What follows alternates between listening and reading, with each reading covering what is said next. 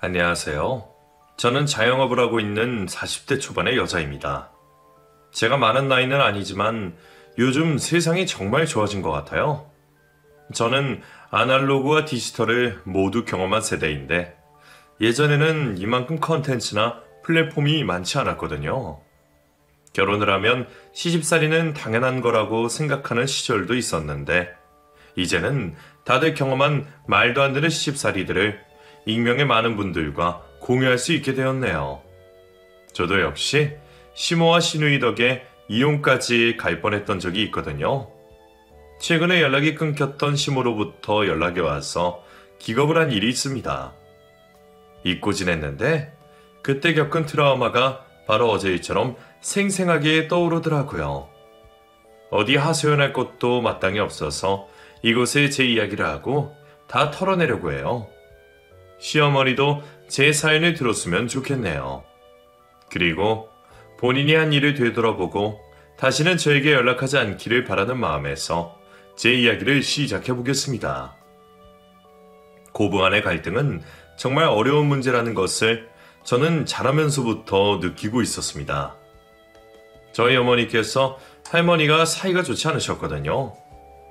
저희 아버지는 4대 독자로 할머니께서 저희 어머니에게 요구했던 게 많으셨던 모양이에요.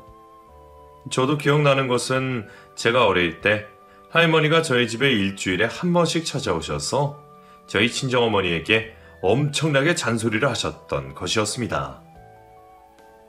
네 냉장고 꼬라지 좀 봐라. 살림을 하는 거냐? 지금 시집와서 세월이 얼만데 우리 아들 굶어 죽을 셈이냐? 그러면 저희 어머니는 매번 죄송하다고 말씀드리고는 했습니다. 그러면 할머니는 더 흥분해서 막말을 쏟아내셨어요. 가끔은 제 앞에서도 눈물을 흘리실 때가 있었습니다. 그러면 저는 그 어린 마음에도 속이 상해서 어머니를 위로해드리고 할머니에게 얼른 가라고 했습니다.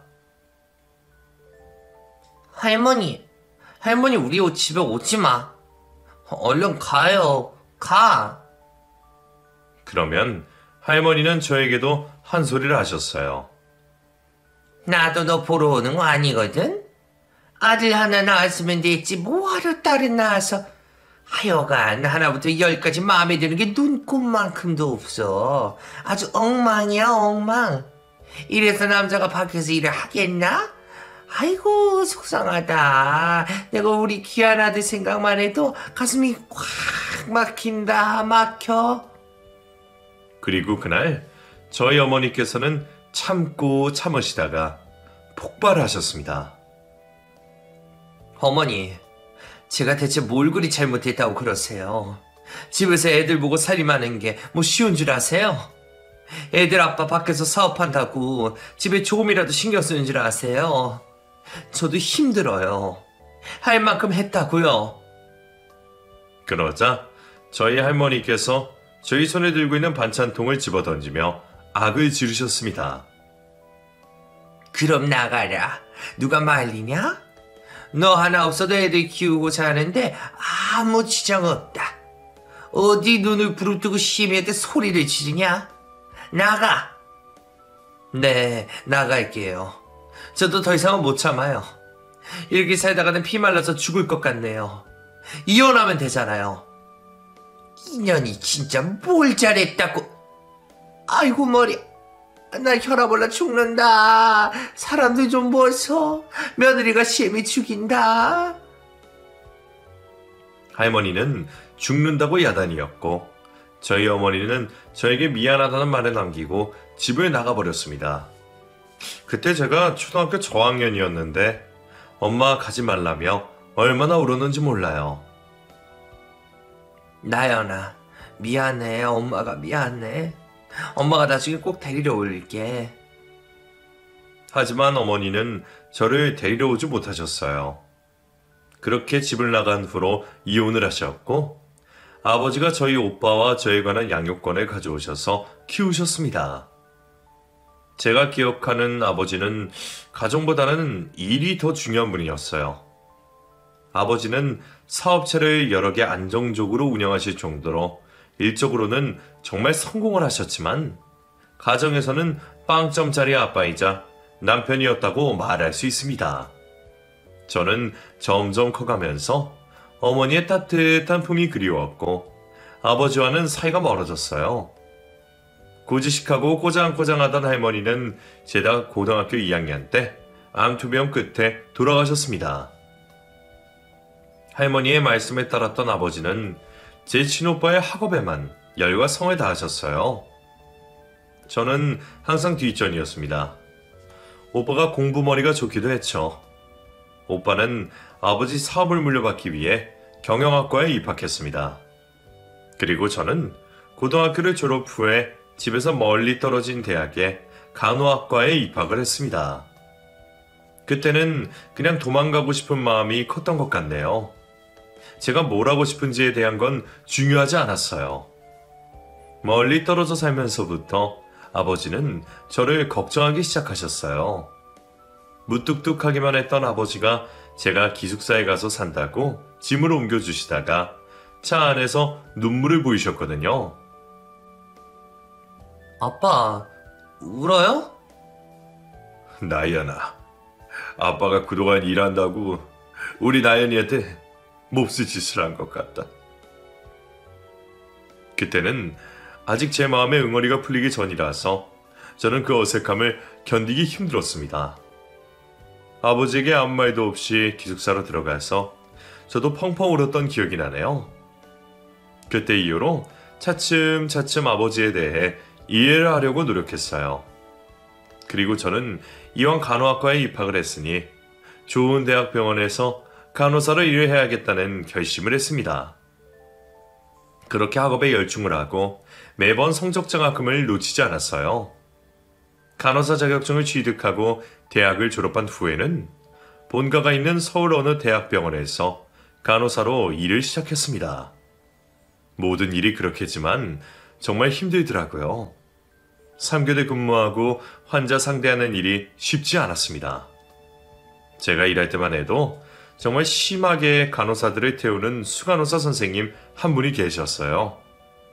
일이 손에 익지 않은 상태에서 그분의 날이 선 핀잔을 들일 때면 머리까지 지끈지끈거리고 자존감도 많이 떨어졌습니다. 그렇게 1년이 지나면서 조금씩 적응을 해가고 있던 때였어요. 그날도 수간호사에게 있는 말 없는 말 다 듣고 숨이 콱 막혀서 정말 곧 죽을 것만 같더라고요. 참고 참았다가 점심시간에 저는 병원 밖으로 뛰쳐나가서 병원과 조금 떨어진 국밥집에 갔습니다. 원래는 병원 구내식당에서 밥을 먹는데 그날은 병원과 거리도 있고 사람도 드문 국밥집에 혼자 갔어요. 일을 하려면 밥을 안 먹을 수는 없었거든요. 그런데 국밥집에서 저도 모르게 눈물을 흘리며 밥을 한 술 뜨고 있는데 누군가 제 옆에 와서 제 이름을 불렀습니다. 김나연 선생님? 돌아보니 저희 병원 신경과의 악명 높은 의사 선생님이셨어요. 간호사들과 마찰이 잦아서 저도 오며 가며 들어서 아는 사람이었습니다. 당시에는 하필이면 이 사람이 여기에 왜? 라고 속으로 생각했네요. 아, 선생님. 나연씨 울어요? 왜 울어요? 아니에요, 안 울어요.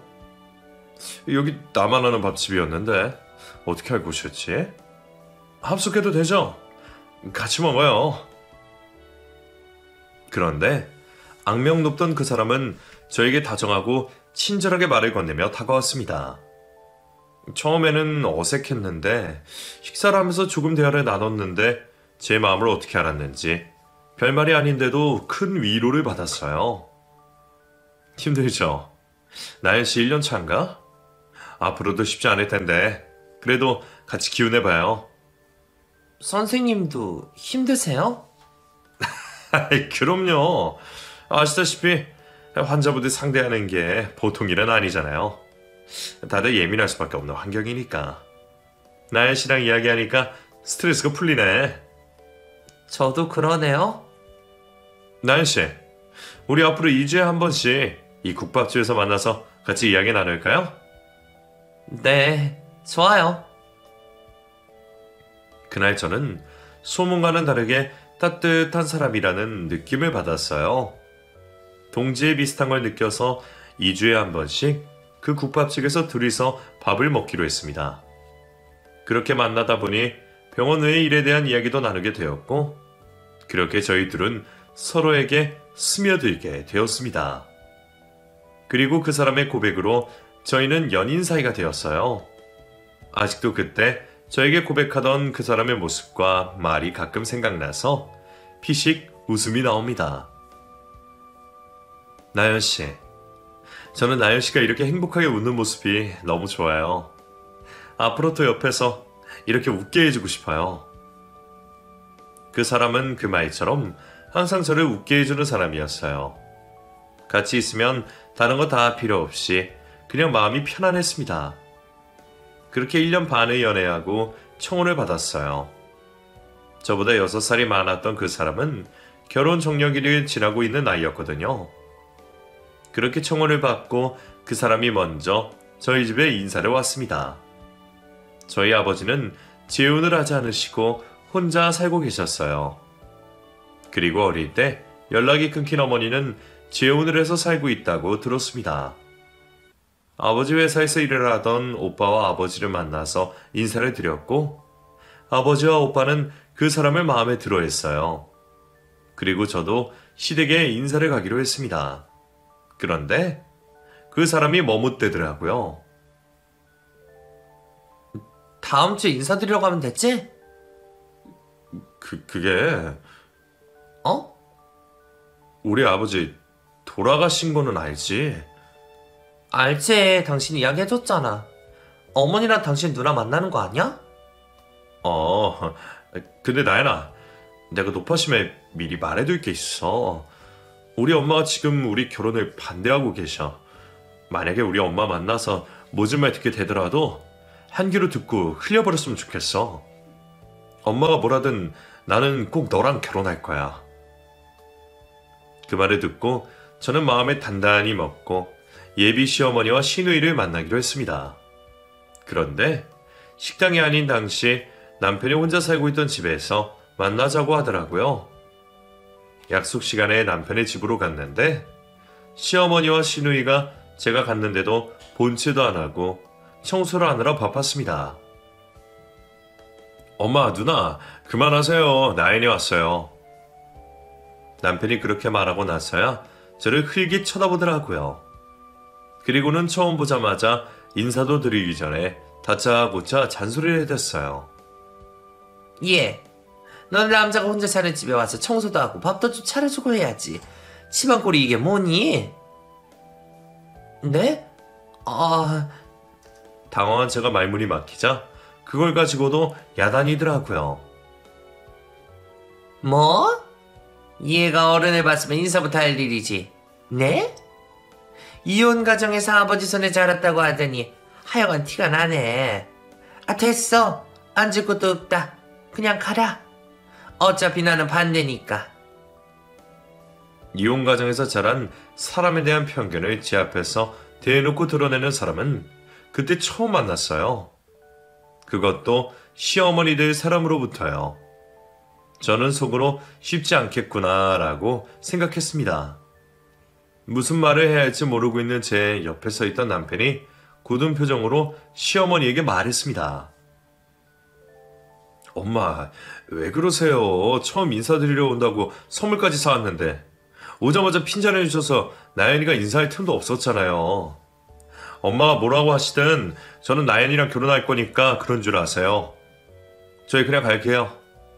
뭐? 아이고, 내가 아들 키운 보람이 하나도 없다. 나는 반대야. 죽어도 반대. 시어머니가 뒷목을 잡으며 그렇게 말하자 시어머니를 부축하고선 시누이가 저를 노려보며 말했어요. 나연 씨라고 했나? 조금 사회성이 부족한가 봐. 이런 상황에서 그렇게 멀뚱히 서 있는 사람이 어디 있어. 말 못해? 어머, 황당하다 정말. 그러자 시누이에게 남편이 소리를 질렀어요. 누나, 누나까지 왜 이래? 저희 그냥 갈게요. 그렇게 남편은 제 손을 잡고 집 밖으로 나왔습니다. 식은땀이 나더라고요. 저는 다시 가서 제대로 인사를 드리겠다고 했어요. 나 인사도 제대로 못 드렸어. 다시 가서 인사 드릴게. 내가 잘못했어. 다시 가자. 그러자 남편이 단호하게 말했습니다. 아니야, 됐어. 다시 가봤자 또 험한 꼴만 당해. 그냥 가지 말자. 미안해, 나연아. 그리고 결혼은 우리끼리 알아서 진행하자. 그래도 어머님한테 허락을 받아야지. 이렇게 반대를 하시는데. 내 인생이야. 엄마가 반대해서 뭐. 나연아, 나만 믿어. 남편의 말도 맞는 말이었습니다. 서른이 훌쩍 넘은 어른이고 각자의 반려자를 선택하는데 부모의 반대가 무슨 소용이 있겠냐 싶은 생각이었어요. 그만큼 그 사람에 대한 믿음과 사랑이 강하기도 했기에 결혼 준비를 시작했어요. 병원에도 저의 결혼 사실을 알렸습니다. 다들 놀라더라고요. 그렇게 하나하나 준비를 했습니다. 저는 시어머니에게 연락을 드리려고 했는데 남편이 반대를 했어요. 그래서 상견례도 하지 않고 결혼식 날이 되어서야 시어머니와 시누이를 다시 만날 수가 있었습니다. 예식 시작 5분 전에 도착한 시어머니와 시누이는 신부 대기실에 들어와서 도끼 눈을 뜨고 또 막말을 해댔습니다. 독한 년. 내가 그렇게 반대를 했는데 기어이 결혼을 하는구나. 시어머니의 말에 시누이도 추임새를 넣으며 말했습니다. 그러게 말이야. 난 손이 어떻게 된 줄 알았잖아. 어떻게 연락 한 번이 없니? 엄마 됐어. 용준이 저 자식이 얘랑 결혼하겠다는데 어찌겠어?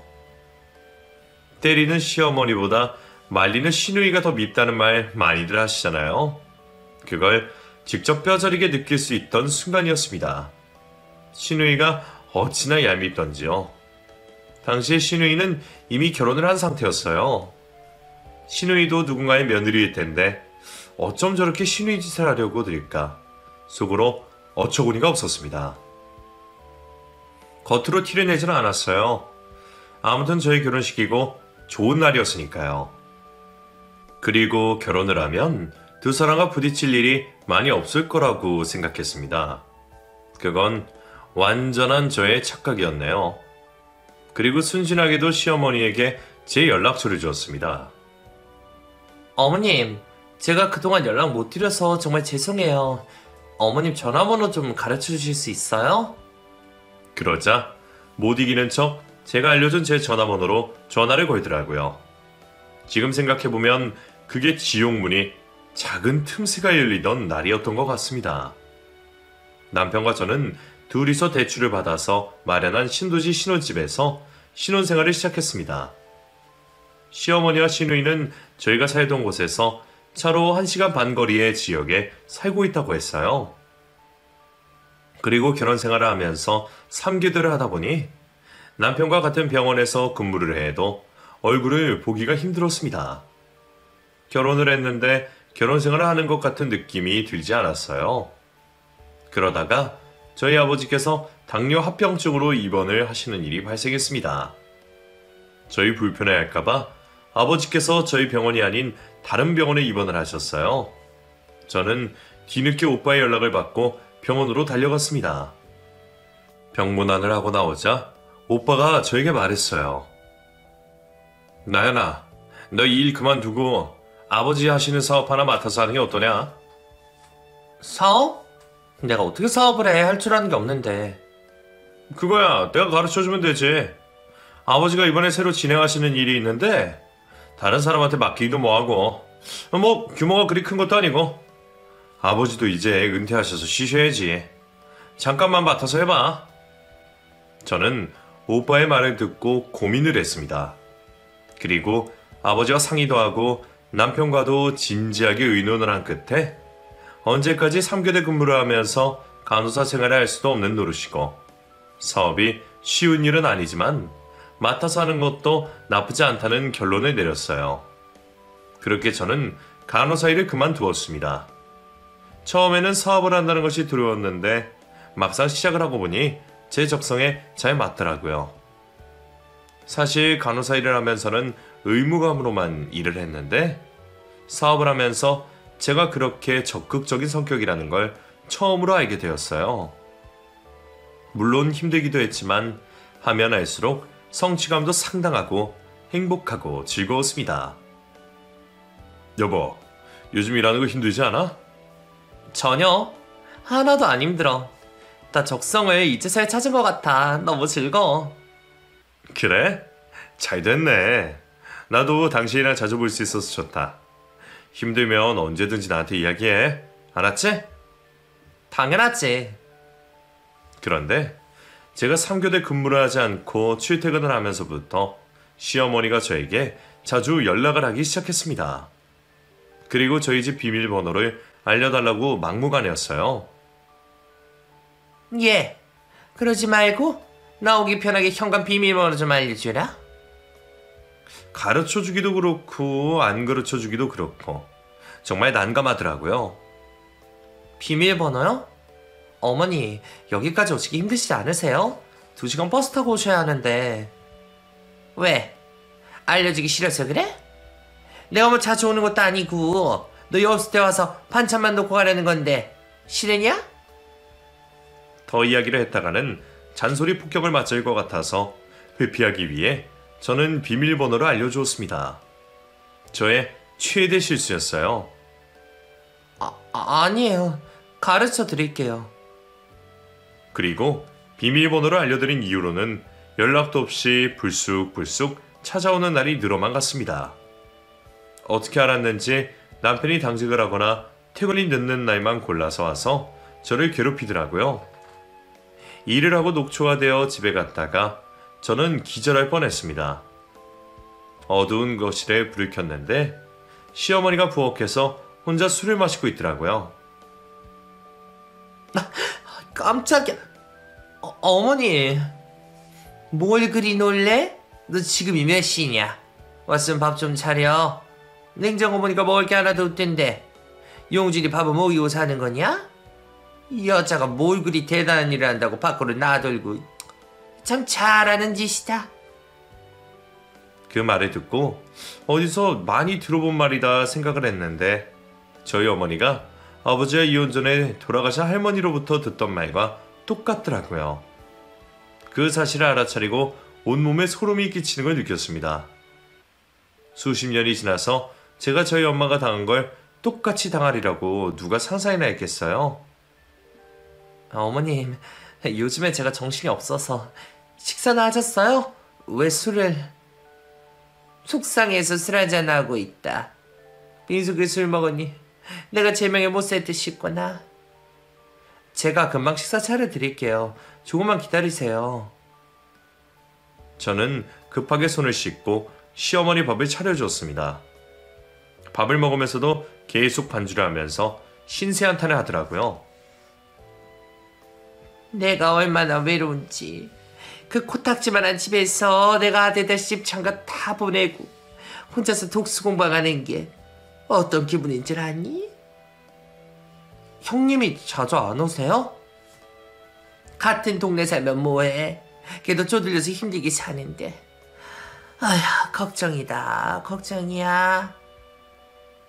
어찌나 신세한탄을 하는지 은근히 무언의 압박을 하더라고요. 저는 그럴 때마다 시어머니에게 몇백씩 용돈을 사드렸습니다. 그러면 또 한동안 집에 오지 않았어요.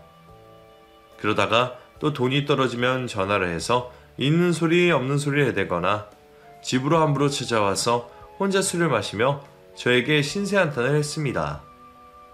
그런 식으로 남편이 모르게 저는 시어머니에게 주기적으로 용돈을 주게 되었어요.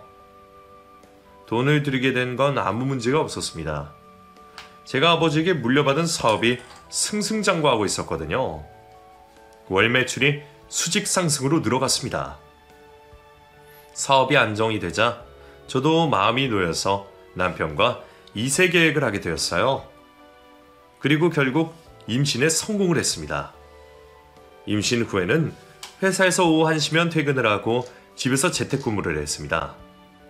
회사가 저희 신혼집에서 가까웠거든요.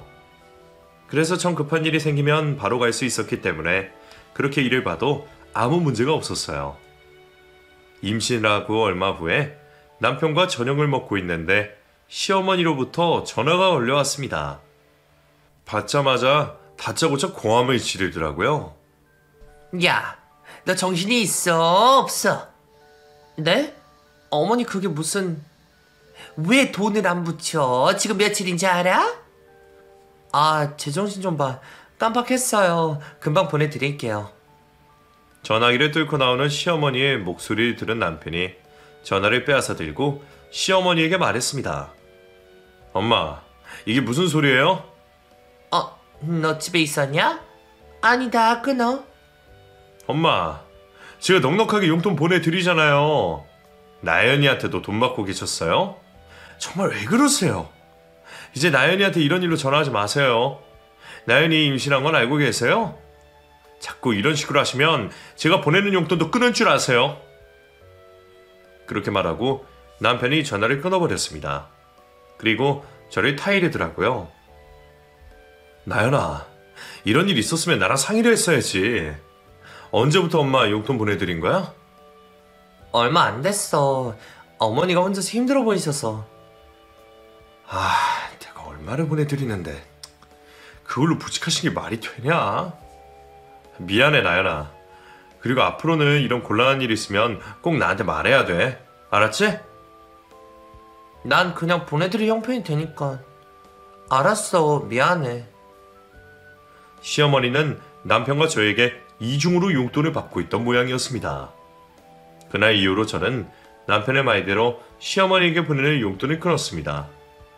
그리고 태교에 열중했어요. 임신 초기가 지난 이후 저는 요가를 배우러 다녔습니다. 그날도 요가를 마치고 집으로 돌아왔어요. 화장실에서 씻고 거실에 나왔는데 언제 들어왔는지 시모와 시누이가 거실에 앉아서 자기네 집처럼 TV를 보고 있더라고요. 저는 깜짝 놀랐습니다. 어머니, 형님, 언제 오셨어요? 그러자 시누이가 저를 위아래로 훑어보며 말했습니다. 우리나라에서 제일 팔자 좋은 며느리일 거야. 좋겠다. 요가 다녀온 거야? 형님, 어떻게 하셨어요? 내가 뭘 모르겠어? 엄마, 배고프지 않아? 올케 집에 뭐 먹을 거 없어? 당황한 저는 부엌으로 달려가서 혼자서 식사를 차렸습니다. 식사를 차리는 동안 두 사람은 거실에 앉아서 TV를 보며 깔깔대고 웃으며 제 흉을 보더라고요. 어머, 저 집 며느리도 형편없네. 그치, 엄마? 일한다고 유세 부리는 것 봐. 저 남편이 의사 아냐? 완전 우리 용준이네 빼다 박았다. 어머머, 왜 이렇게 저기 나가봐야 되는 거 아니야? 웃으며 하는 말들이 가시가 되어서 제 귀에 그대로 꽂히는 느낌이었습니다. 제 집에서 편히 쉬고 싶었는데 가시방석이 따로 없었어요. 그렇게 혼자서 음식을 차리고 시어머니와 시누이를 불러서 앉혔는데 역시나 만족하지 못하더라고요. 올케. 원래 이렇게 짜게 먹어? 이게 건강에 얼마나 안 좋은 줄 알아? 올케네 아버지 당뇨시라며. 그럼 올케도 관리해야지. 웬일이니? 나 뜨거운 물 좀 가져다 줘. 부어서 먹어야겠다. 엄마도 짜지? 그래, 왜 이렇게 짜냐? 일부러 그런 거냐? 너 시위해? 쪼잘하게 이럴 거야? 아니에요, 어머니. 제가 간을 잘못 봤나 봐요. 죄송해요. 뜨거운 물 가져다 드릴게요. 그나저나 오늘 용준이 당직 맞지? 네, 맞아요. 우리 자고 간다 그런 줄 알아?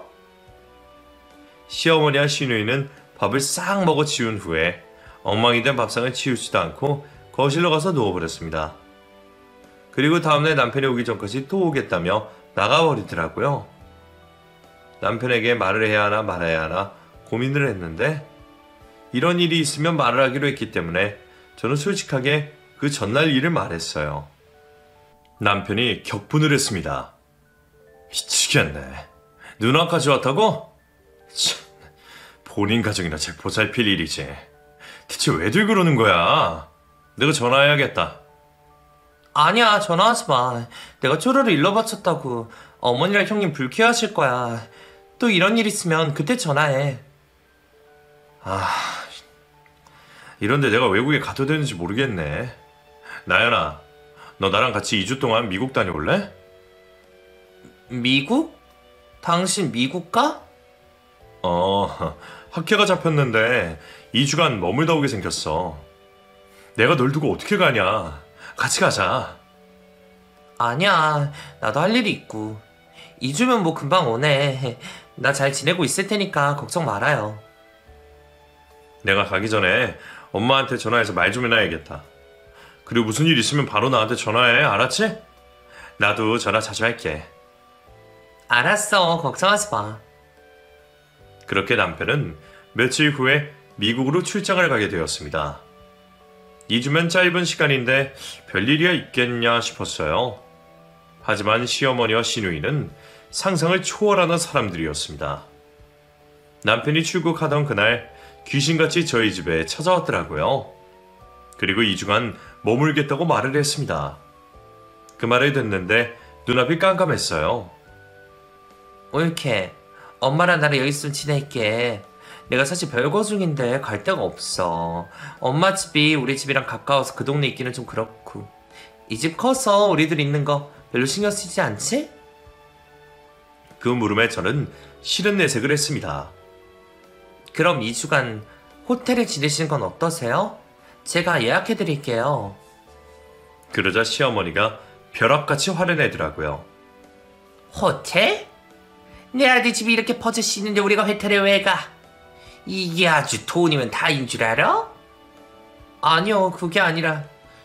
됐어. 밥이나 차려. 배고프다. 어머니, 형님, 저 임신 중이에요. 조금 힘든데. 그럼 밥하는 것 좀 도와주시겠어요? 제가 어렵게 그렇게 물었는데 두 사람은 귀가 들리지 않는 사람들처럼 제 말을 싹 무시해버렸습니다.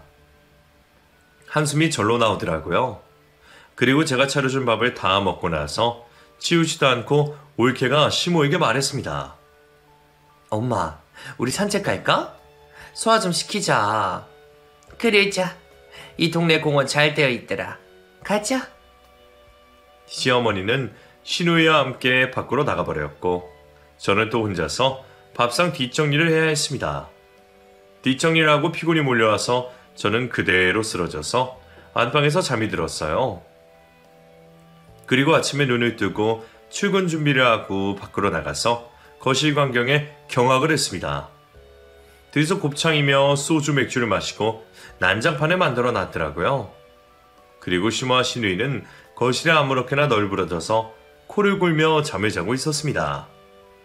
저는 그 난장판을 사진으로 찍고 지각을 할까봐 회사로 출근을 했어요. 그리고 정신없이 일을 하다가 오후에 퇴근을 하고 요가를 하러 갔습니다. 하루 종일 시모와 시누이 생각이 머릿속에서 떠나질 않았어요. 그리고 제발 두 사람이 돌아갔기를 바랬습니다. 하지만 요가가 끝나고 오후 3시쯤 집에 돌아갔는데 집은 아침에 제가 본 그대로 난장판이었고 시모와 시누이는 그 난장판 속에서 TV를 보고 있었어요.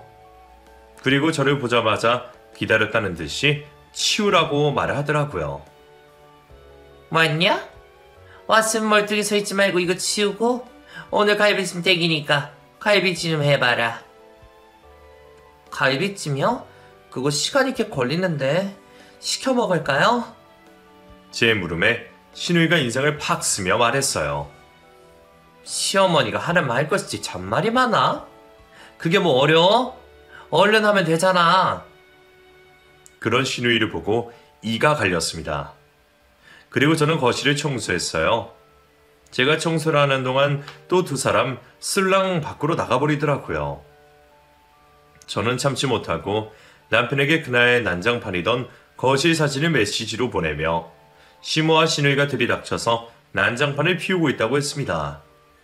그랬더니 바로 전화가 왔어요. 여보. 뭐야? 엄마랑 누나가 우리 집에 있다고? 나 지금 너무 힘들어. 두 사람 갈 생각도 없는 것 같아. 아이, 정말. 내가 어제 출국하려다가 급한 환자가 생겨서 지금 내내 병원에 있었거든? 전화한다는 게 정신이 없어서. 학교는 내가 갈 필요가 없을 것 같아. 내일 바로 집으로 갈게. 조금만 참아. 근데 전화를 안 받네, 이 양반들이. 정말? 다행이다. 여보. 저는 남편과 통화를 마치고 정말 안도의 한숨을 내쉬었습니다. 그리고 어차피 다음 날이면 두 사람이 저희 집에서 나갈 테니 원하는 대로 해주기로 했어요. 갈비찜을 하고 저녁상을 차렸습니다. 저녁상을 차리자마자 귀신같이 현관 비밀번호를 누르고 두 사람이 들어왔어요. 손에는 술병이 들러 있었습니다. 두 사람은 술병을 가지고 제가 다 차려놓은 식탁에 앉아서 반주를 하며 식사를 시작했어요. 또 맛이 어쩌니 저쩌니 잔말이 많더라고요. 그리고 두 사람은 저에게 같이 먹자는 말 한마디를 하지 않았습니다. 어떤 년은 의사 만나서 이렇게 좋은 집에서 팔자주게 사는데 어떤 년은 남편이랑 별거하고 갈 것 없이 떠들고. 엄마, 세상 진짜 불공평하다, 그치? 아유, 그러게 말이다. 우리 딸 고생만 하고. 그래도 박서방한테 가서 다시 해보자고 해. 박서방이랑 헤어지면 너 뭐하고 살 건데? 애를 봐서라도 같이 살아야지. 그 인간, 나 인간 취급도 안 해. 지가 나 외롭게 하니까 내가 딴 놈 만난 건데 그게 뭐 그건 죄야? 아이, 나쁜 놈. 들어보니 신우이가 외도를 해서 집에서 쫓겨난 모양이더라고요. 참 어처구니가 없었습니다. 그리고 만취한 시모와 신우는 저에게 술 심부름까지 시켰어요. 야, 가서 술 좀 사와라. 너 돈 많으니까 양주로 사와. 어머니, 많이 취하셨어요. 그만 드세요. 사오라면 그냥 사와. 하여튼 말이 많어. 올케 쟤는 진짜 싸가지가 없어. 그치, 엄마? 그러니까. 두 사람의 고함 소리가 듣기 괴로워서 저는 결국 술 심부름을 하러 편의점으로 갔습니다. 그리고 제가 왜 이러고 있나 서러워서 눈물이 나오더라고요. 술을 사다 바치고 두 사람의 술 시중을 들다가 새벽이 다 되어서야 겨우 잠이 들 수 있었어요. 그날은 주말이어서 출근을 하지 않아도 되었습니다. 분명히 새벽에 치우고 잤는데 두 사람은 깨서 술을 더 마신 모양이었어요. 집이 난장판이 되어 있더라고요. 저는 한숨을 내쉬면서 정리를 하다가 너무 화가 났습니다. 마침 신우이가 화장실에 다녀오기에 저는 신우이에게 말했어요. 형님, 집이 이게 뭐예요? 얼마나 드신 거예요? 저 진짜 힘들어요. 이것 좀 치우세요. 저 밥할게요. 아직도 술이 깨지 않았는지 신우이가 혀가 꼬여서 말했습니다. 뭐? 라더러 치우라고? 너 진짜 미쳤냐? 네 집인데 내가 왜 이걸 치워? 엄마! 그러자마자 제 눈에 별이 반짝했습니다. 시어머니가 저에게 달려들어서 제 뺨에 내리친 것이에요. 저는 그대로 거실 바닥에 쓰러졌습니다. 저도 참지 못하고 소리를 질렀어요. 미치긴 누가 미쳤다고. 형님이랑 어머님이야말로 미치셨어요? 대체 이게 무슨 말을 다 마치기도 전에 시어머니가 발을 들어 제 얼굴을 짓밟았습니다. 그 와중에도 저는 뱃속의 아이가 걱정이 되어서 배를 움켜쥐고 있었어요. 시모는 마구잡이로 저를 폭행하며 폭언을 쏟아냈습니다. 니년이 내 딸한테 명령질이야? 이게 시댁을 똥으로 알아. 너 이년, 너 죽고 나 죽자, 이 못된 년아. 너만 없었어도 우리 아들 돈 받아 먹으면서 내가 편하게 살 텐데. 니 년이랑 결혼하고 우리 아들이 180도 변했어, 알아? 정신없이 맞고 기절하기 직전에 남편의 목소리가 들렸어요. 저는 꿈인 줄 알았습니다. 남편이 와서 시어머니를 미치고 소리를 질렀습니다. 엄마, 이게 무슨 짓이야? 나연아 괜찮아? 일어나 봐. 병원 가자. 두 사람 딱 기다려. 내가 경찰에 고소할 거야. 엄마 양심이 있어요? 나한테 뭘 해줬다고. 엄마가 바람 피고 그 난리를 피우니 누나가 똑같이 저러고 살지. 난 두 사람 이제 없는 셈 칠 거야. 나가라고. 남편은 두 사람에게 고함을 지르고 저를 데리고 병원에 갔습니다. 남편도 시모에게 쌓인 게 많았던 모양이더라고요. 저는 시모에게 맞아서 얼굴에 멍도 들고 광대뼈에 골절도 생겼습니다. 진단서를 끊었더니 전주 2주 진단이 나왔어요. 남편은 시모를 고소하겠다고 야단이었어요. 나 못 참아. 폭력으로 신고할 거야. 그러지 말고 그냥 각서를 받는 거 어때? 나 두 사람 다시는 보고 싶지 않아. 나도야.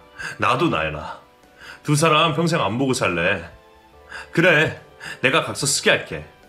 미안해, 나연아. 그리고 남편은 제가 보는 앞에서 시모와 신우로부터 각서를 쓰게 했습니다. 시모와 신우는 그제서야 저에게 미안하다고 용서를 구하더라고요. 며느라, 미안해. 내가 진짜 술에 취해서, 그거 다 취해서 그런 거야. 다시는 이런 일 없게 할게. 용준아, 엄마 미안하다. 왜 이렇게 미안해. 그러자 남편이 두 사람에게 말했습니다. 됐고, 난 앞으로 두 사람 못 봐. 나 해줄 만큼 해줬잖아. 언제까지 괴롭힐 건데? 이제 나로도 모자라서 내 아내까지. 그냥 평생 연 끊고 살자. 여기 각서 써. 아니면 나 바로 경찰서 갈 거니까. 내가 증거 영상 찍어놓은 거 알지? 그러자 신우가 남편에게 버럭 화를 내더라고요. 증거? 너 진짜 이럴 거야? 누나, 정신 차려. 누나 아들 보기 창피하지도 않아? 난 평생 엄마로 누나 그늘에서 벗어나는 게 꿈이었어. 나 더는 못 참아. 여기 각서 써. 안 쓰면 내가 그동안 준 돈 나연이가 엄마한테 보낸 돈 다 돌려받아 소송할 수도 있어. 어떻게 할래? 알았다. 쓰면 되잖니. 쓰자. 써. 신호는 못 이기는 척 신호와 함께 남편이 말하는 대로 각서를 썼습니다. 앞으로 더 이상 저희 앞에 나타나지 않고 저를 괴롭히지 않겠다는 각서였어요. 어귀 시에는 상당한 금액의 금전적 보상을 해야 한다고 적혀 있었습니다. 단단한 결심을 한 남편은 그 각서를 공증까지 받았어요. 그 이후로도 몇 번 신우와 시모가 저에게 연락을 했지만 저는 받지 않았습니다. 집 현관 비번도 당연히 바꿨고요.